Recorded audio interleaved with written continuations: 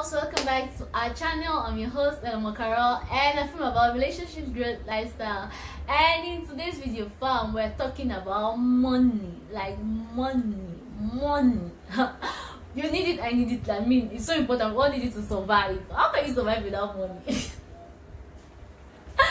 Having said that, we're going to be sharing tips that can actually help you save more money. Or if you're the kind of person who did not even believe in saving at all, or you had never even saved before and you're here, you're in the right place. Although I do not think that was possible, right? Truth be told, fam, truth be told, I did not think in this age and time there are people out there who do not save at all. Like, they depend solely on their salaries or their businesses. I never thought it was possible. Like, in my head, in my innermost head, I'm just like, everybody is saving. Like, how can you afford not to save in this life? But coronavirus came and exposed some people and showed us that it's real. People are struggling with this issue. Like, there are people who were living solely on their salaries and their businesses, and coronavirus came and took that away, and they were actually even struggling to feed themselves. And I'm like, fam, how could you be living like that? Please, this should be your normal. My normal now should be your normal. Make savings your norm. It should be normal for you to save. Okay, so if you're interested in knowing some of these tips that are actually going to help you save a little cash at the side for times, unpredictable situations, definitely keep on watching.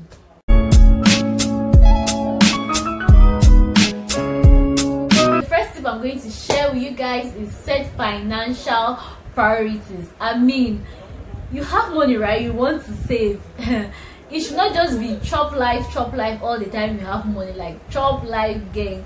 I legit saw a meme somewhere, I don't know, I think on IG or somewhere, that said this statement, I cannot come and kill myself.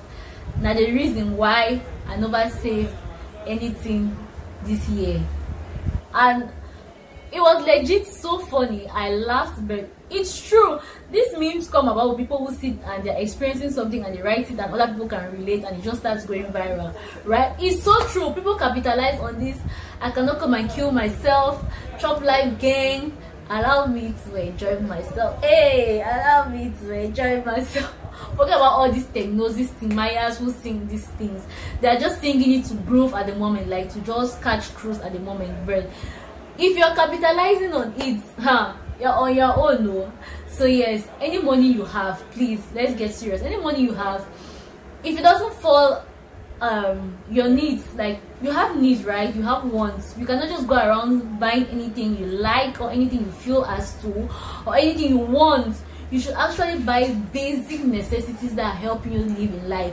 Or if you're buying something which is not a basic necessity, which helps you survive in life, it should actually be as a result of that thing you're buying is actually going to help you generate more income. So yeah, so yes, you should always learn to write down the things you need, the things you know you need. You should write them down, and later on you write again. You take another sheet of paper and write now scale of preference, and you start prioritizing them. Like, this thing, do I really need it that much? Can I really not survive without it?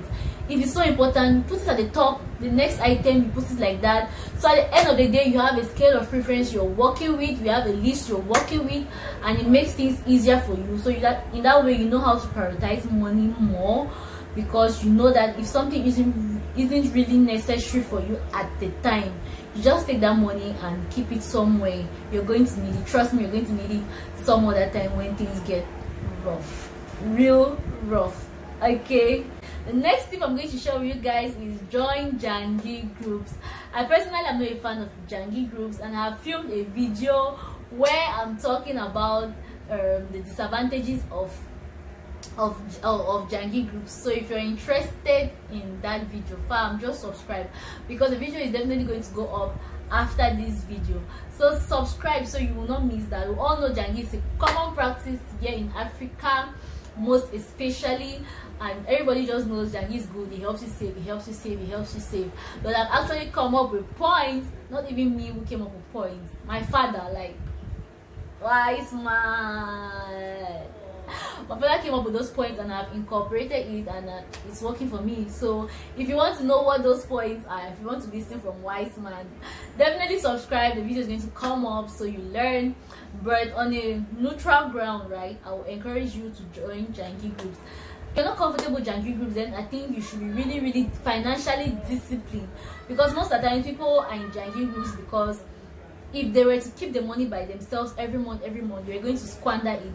So if you're not in this scenario that compels you to save a particular amount every month, you should actually find yourself being really financially disciplined.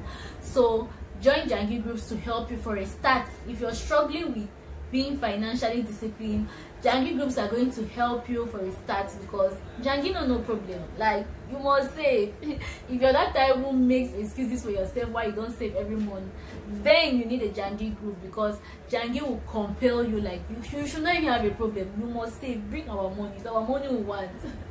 So yeah, start off with Junkie groups. The next thing I'm going to say is you should always learn to draw a monthly or a weekly expenditure pattern.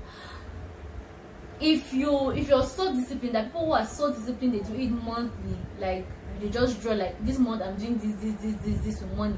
But people who are still struggling with savings, you're not really a pro in saving, I'll advise you to always draw a weekly expenditure pattern.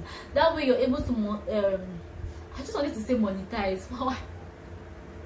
You're able to monitor yourself and to check yourself, so you know you are not actually spending more than the estimated amount you are put to spend that week, so you know you're in check.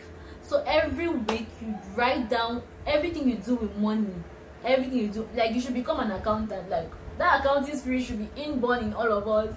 Every week you should write down the things you do with money. Like, if you got this thing, write it down. If you got whatever you get or you spend money on, it should be written down. By the end of the week, you look at it, you know if you have gone more than your budget which you put to spend that week, or you are in frame. If you have gone more than that, okay, you know that the next week you should adjust. You shouldn't spend so much, you should even spend less, so it balances up for the following week. So at the end of the month, you see that you are actually in check. You didn't spend above what you had to spend. Now the next thing I'm going to say is you should open yourself a bank account. Yes fam, you need somewhere that you're sure that this money is in check. Like, you're not just going to run. And if you're so not disciplined, you can open your bank account and maybe open a savings account that you cannot just withdraw the money at any time. It should not be a current account, or you decide not to have a card at all, that you can just go to the ATM anytime you are broke. You just go and insert the card and money comes out, you go and chop life. So whichever one works for you, you should take it and work with it. But I'll say you should open a bank account. It's so necessary, because when you just go and keep the money in there, just forget about it. My friend always tell me, have a secret account. That's how he will call it. Like, you need that secret account. Like, you just need that account that you know that this money there, I'm not touching it. If it's not a life and death situation, I'm not touching it. So in that way, anytime you save any amount of money there, you forget about the money. You don't even think that you have money somewhere that is existing, because once you have that mentality that you have money in the bank, any problem that you've come across with, the next automatic thinking is how to solve it, and you're just like, I have money here, let me go and get it. So when you do that, at the end of the day, you won't save, because we always have problems every day. Like they say, problems don't finish, so problems will keep on coming every day. So we should just learn, open an account, do whatever works for you. I've seen people have even opened accounts and they have kept the money on block money. Like, that's just to explain that the block money is when you keep the money in an account, you block it there, like, until a particular time reaches before you can have access to that money. It's your money, oh yes, it's your money, but you block it in that account until your so desired time. Maybe you're planning for a wedding. You're planning for a wedding, you go and block that money in that account. Maybe you say till November of 2021, when I want to start disbursing my wedding budget for the things I'm supposed to do for the wedding, before I can have access to that money. And you know how banks function, they will always keep to that rule. Like, no matter the problem you come and tell them, they will not open that money for you. So I think it's a very, very good way to help you if you're really, really struggling with with saving money. Open an account so that you know that you keep money there and you forget about it. You forget about the money. This bank account matter. I really encourage young people to open bank accounts. Here in Cameroon, we have the mentality of, if a young girl tells you, like a young girl of 20 or 21 tells you I have a bank account, like everybody just looks at you like, Ashawo, Pante, Bogde. You know what way to get bank account? Here in Cameroon, the mentality most people have is that people who have bank accounts are people who are working, like they are workers who have maybe government workers, or they are actually business people. Like they just feel like bank account is for maturity, like it comes with maturity. Yes, that's how most people think. Yeah, so they limit it to a particular age group. They believe like when you get to this particular age, before you can say you have a bank account, and people look at you like, okay, you're not doing a shower. Don't feel like you need to open an account only when you're 26 years old or 27 years. That's when people look at you like, okay, what you're doing is reasonable. Try to open yourself an account and save money. Trust me, that's the time you even make much money, because people are dashing you money left, right, center. Most of the time at that age group, you're schooling, or you're still dependent on your parents. Your family members are dashing you money. People are dashing you money randomly. You're a fine girl, you're shining, I mean.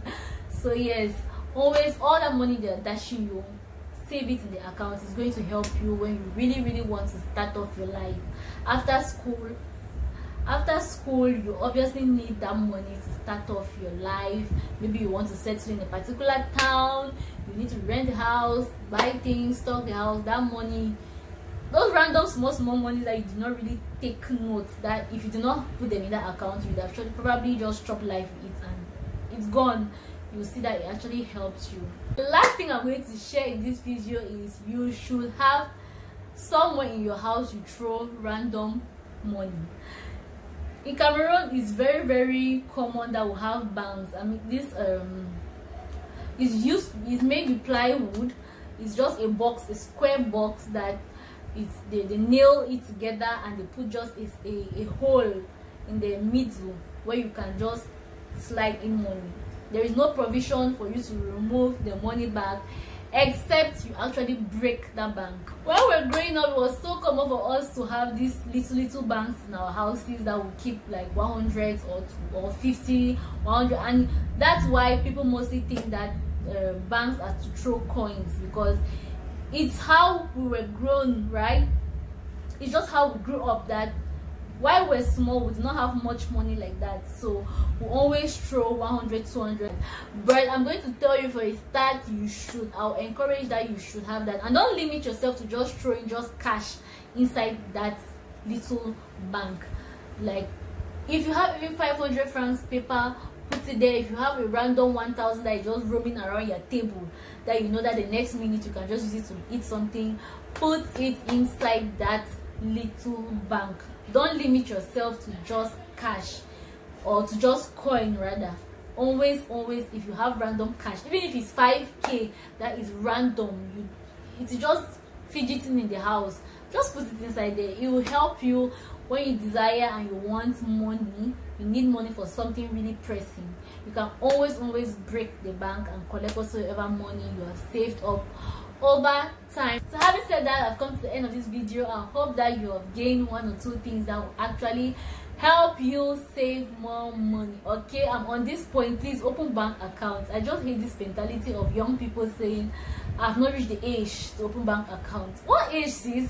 What age? They make it look like it's for a certain class of people, like it's for the rich. Like once they hear that you have an account, just knowing that you are rich, like automatically people feel that you're rich because you have a bank account.